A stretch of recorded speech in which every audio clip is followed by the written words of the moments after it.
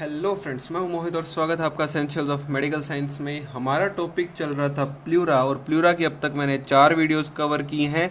Number 1 में हमने बात की थी प्लूरा के विसरल प्लूरा, पैराइटल प्लूरा के डिफरेंसेस और जनरल फीचर्स ऑफ प्लूरा के बारे में। सेकंड वीडियो में हमने पैराइटल प्लूरा को डिटेल में पढ़ा।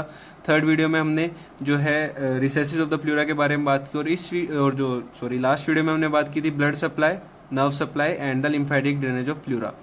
जो 5th वीडियो है वो यही है। इस वीडियो में हम बात करेंगे clinical anatomy of pleura. Pleura की जो क्लिनिकल एनाटॉमी जो रिलेटेड है प्लूरा से, उसको कवर करेंगे, क्योंकि कई बार आप सब बोल देते हो कि क्लिनिकल एनाटॉमी साथ के साथ कवर कर दिया करो, तो बाद में कई बार मैं भूल भी जाता हूँ कवर करना। तो इस टॉपिक की मैंने सोचा कि साथ के साथ कवर कर देता हूँ, ताकि बाद में कहीं मुझे याद ना रहे, फिर रह जाएगी। तो क्लिनिकल एनाटॉमी की बात करते हैं प्लूरा की, तो यहाँ पे प्लूरा लिख देता हूँ। प्लूरा से क्या क्या क्लिनिकल कंडीशंस जो है रिलेटेड हो सकती हैं, उसकी हम बात करना स्टार्ट करते हैं। तो नंबर 1 कंडीशन है हमारे पास एस्पिरेशन। एस्पिरेशन एस्पिरेशन क्या होता है? एस्पिरेशन पे जाने से पहले एक और टर्म पढ़ लेते हैं यहाँ पे, प्लूरिसी। तो मैं सेकंड पॉइंट पे पहले जा रहा हूँ ताकि आपको एस्पिरेशन बाद में समझ आ जाए। प्लूरिसी की बात करते हैं।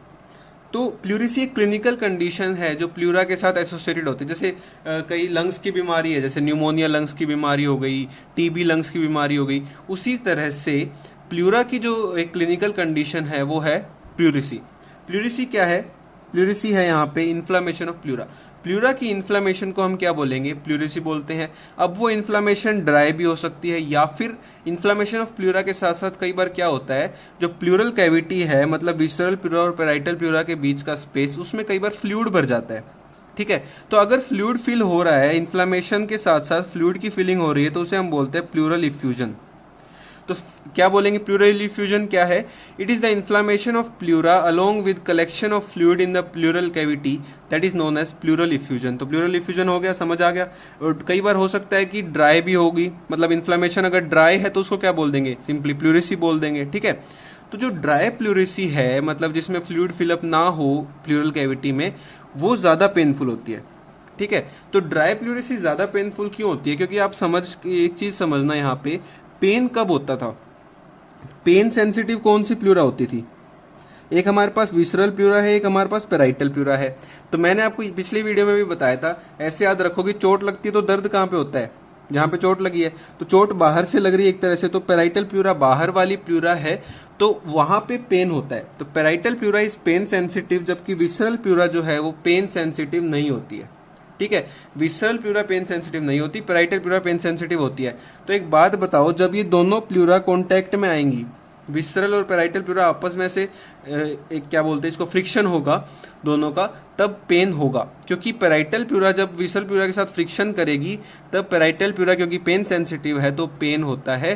तो ड्राई प्लूरिसी ज्यादा पेनफुल इसीलिए है क्योंकि ड्राई प्लूरिसी में क्या होता है, प्लूरल कैविटी में फ्लूइड नहीं फिल होता, और फ्लूइड नहीं है तो जब भी हम इंस्पायर करेंगे, इंस्पिरेशन जब होगा, जब इनहेलेशन हम करेंगे, तब लंग्स जो है वो इन्फ्लेट करेंगे। ठीक है, लंग्स फूलेंगी एक तरह से। तो लंग्स फूलने के कारण दोनों प्लूरा की लेयर जो है वो कॉन्टेक्ट में आएंगी। भाई एक तरह से यूं सोचो, पहले ऐसे था तो दोनों लेयर्स दूर दूर थी, अब अगर ये लंग्स ऐसे फूल रही हैं तो दोनों लेयर ऐसे क्लोज आती चली जाएंगी। ठीक है, तो दोनों लेयर क्लोज आते आते जो है वो फ्रिक्शन करेंगे आपस में टच होके, तो उसके कारण पेन होता है। जबकि अगर प्लूरल इफ्यूजन हो रखा है तब तो फ्लूइड भर रखा है दोनों लेयर्स के बीच में, तो कितना ही हम डीप इंस्पिरेशन कर ले, लंग जो है कितना ही इन्फ्लेट हो जाए, जो दोनों लेयर्स हैं वो कॉन्टेक्ट में नहीं आएंगी। क्यों? क्योंकि बीच में फ्लूइड भर रखा है। इसी वजह से ड्राई प्लूरिसी में ज्यादा पेन होता है, क्योंकि ड्राई प्लूरिसी में कोई फ्लूइड नहीं फिल हो रखा होता प्लूरल कैविटी में, तो ज्यादा पेन होता है फ्रिक्शन होने के कारण। तो ये एक इंपॉर्टेंट पॉइंट है जो आपको याद रखना है। ठीक है, तो ये मैंने बता दिया आपको प्लूरिसी के बारे में और प्लूरल इफ्यूजन के बारे में। अब चलते हैं हमारे फर्स्ट पॉइंट एस्पिरेशन की तरफ। ठीक है, तो मैंने अभी बोला कि प्लूरल इफ्यूजन का मतलब क्या था? प्लूरल कैविटी में फ्लूइड भर जाना। अब उस प्लूरल कैविटी में जो फ्लूइड भर रखा है उसको रिमूव करने को क्या बोलते हैं? एस्पिरेशन। ठीक है, एस्पिरेशन मतलब निकालना। तो aspiration of any fluid from the pleural cavity is known as paracentesis thoracis. किसी भी फ्लूइड को हम अगर प्लूरल कैविटी से रिमूव करेंगे उसको बोलते हैं हम पैरासेंटेसिस थोरेसिस। अब नेक्स्ट पॉइंट है यहाँ पे, it is usually done in the 8th intercostal space in the mid axillary line.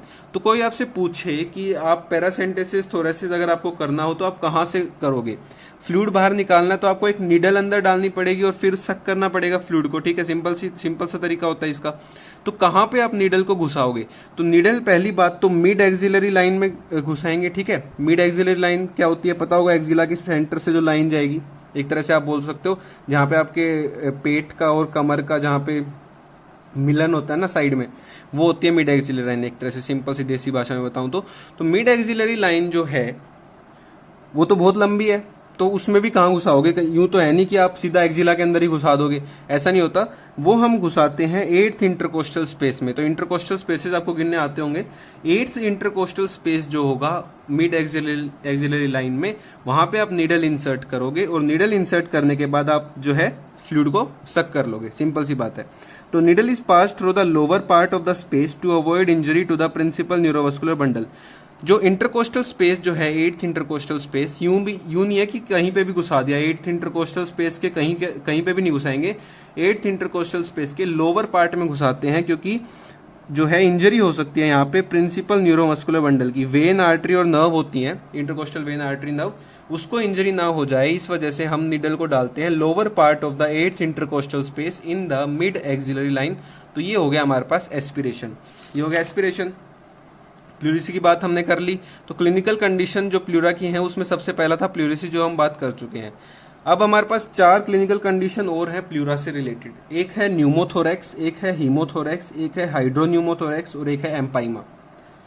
Pneumothorax, Numa का मतलब यहाँ पे हो गया एयर, ठीक है। थोरेक्स में एयर का भर जाना, एक तरह से ऐसे बोल सकते हो। तो presence of air in the pleural cavity, pleural cavity जो है दोनों प्लूरा के बीच का स्पेस, उसमें हवा का भर जाना, उसे हम बोलते हैं न्यूमोथोरेक्स। अब हीमोथोरेक्स क्या हो जाएगा? न्यूमो की जगह हीमो आ गया। हीमो का मतलब है ब्लड। तो पहले हवा भर रही थी, अब क्या भर रहा है? ब्लड। तो अगर ब्लड आ जाए प्लूरल कैविटी में, अगर ब्लड फिलअप हो जाए तो उसे हम बोलते हैं हीमोथोरेक्स, ठीक है। एक है हमारे पास हाइड्रोन्यूमोथोरेक्स। हाइड्रो मतलब कोई भी फ्लूइड, न्यूमो मतलब एयर, और वही थोरेक्स वर्ड तो चला ही आ रहा है। तो यहाँ पे मतलब हुआ कि अगर हमारे प्लूरल कैविटी में फ्लूइड और एयर दोनों फिलअप हो जाए, मतलब फ्लूइड भी फिलअप हो जाए और एयर भी फिलअप हो जाए प्लूरल कैविटी में, तो उसको हम बोलते हैं हाइड्रोन्यूमोथोरेक्स। लास्ट है हमारे पास एम्पाइमा। एम्पाइमा का मतलब है यहाँ पे पस। तो अगर हमारी प्लूरल कैविटी में पस भर जाता है तो उसे हम बोलते हैं एम्पाइमा। तो ये हमारे पास 5 क्लिनिकल कंडीशन है प्लूरा से रिलेटेड, ठीक है। तो 2 पॉइंट हमारे कवर हो चुके हैं, एक एस्पिरेशन और एक क्लिनिकल कंडीशंस। लास्ट पॉइंट है हमारे पास, वो है रेफर्ड पेन। अब रेफर्ड पेन का मतलब क्या हुआ कि दिक्कत कहीं है और उसका दर्द कहीं और हो रहा है, ठीक है। सिंपल सी देसी भाषा में कि दिक्कत कहीं हो रही है और दर्द कहीं दूर ही हो रहा है। मतलब अगर किसी के पेट में दिक्कत है और उसके दर्द कहीं पैर में हो रहा है, एक तरह से मैं वैसे एग्जांपल ले रहा हूं, तो उसे हम बोलते हैं रेफर्ड पेन। मतलब पेन होना चाहिए था पेट में, वो पेट के साथ साथ कहीं और भी हो रहा है, ठीक है। सिंपल सी बात है। तो सबसे पहला यहाँ पे पॉइंट आता है रेफर्ड पेन में कि जो कोस्टल प्लूरा है और peripheral part of diaphragmatic pleura है, इसका जो पेन है वो कहाँ पे और एक्स्ट्रा जगह पे होता है। तो कोस्टल प्लूरा और डायफ्रामेटिक प्लूरा के पेरिफेरल पार्ट को सप्लाई कौन कर रही थी? इंटरकोस्टल नर्व्स, लास्ट वीडियो में बात की थी।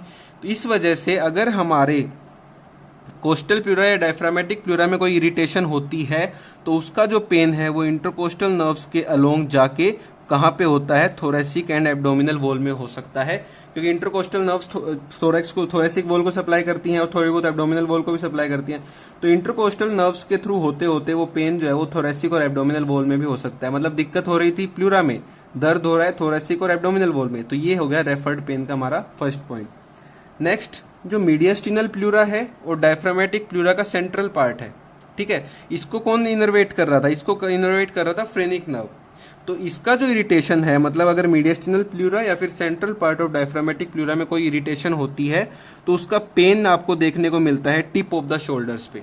फ्रेनिक नर्व के अलोंग वो कहाँ चला जाता है pain? Tip of the shoulder पे। तो ये 2 पॉइंट आपको प्लूरा से रिलेटेड याद रखने हैं रेफर्ड पेन के। अब क्योंकि बात हो रही है यहाँ पे टिप ऑफ द शोल्डर की, दो पॉइंट और यहाँ पे बता देता हूँ आपको कि अगर इन्फ्लेमेशन ऑफ गोल ब्लैडर हो जाती है तो उसका पेन जाता है राइट शोल्डर पे। क्योंकि शोल्डर की बात हो रही है इसलिए बता रहा हूँ। तो गोल ब्लैडर की इन्फ्लेमेशन का जो रेफर्ड पेन है वो जाता है राइट शोल्डर पे, और अगर स्प्लिनिक रप्चर किसी को हो जाए तो उसका जो पेन है वो जाता है लेफ्ट शोल्डर पे। तो शोल्डर से रिलेटेड 3 पॉइंट हो गए। टिप ऑफ द शोल्डर किसका रेफर्ड पेन आएगा? मीडियस्टिनल प्लूरा और डायफ्रामेटिक प्लूरा का। राइट शोल्डर पे किसका पेन होता है? Referred pain, inflammation of gall bladder का। और लेफ्ट शोल्डर पे किसका रेफर्ड पेन जाता है? स्प्लिनिक रप्चर का। तो ये हमने बात करी यहाँ पे clinical anatomy of the pleura की, जिसमें 3 मैंने पॉइंट्स कवर किए, aspiration, clinical conditions and the referred pain. तो अगर आपको वीडियो अच्छी लगी हो तो लाइक करना, चैनल को सब्सक्राइब करना और वीडियो को शेयर कर देना। और इस टॉपिक के सारे नोट्स आपको अब मिल जाएंगे टेलीग्राम चैनल पे, सर्च कर लेना एसेंशियल्स ऑफ मेडिकल साइंस और टेलीग्राम। मेरे को इंस्टाग्राम पे फॉलो कर लेना, लिंक डिस्क्रिप्शन में दे रखा है। Thank you so much for watching, bye.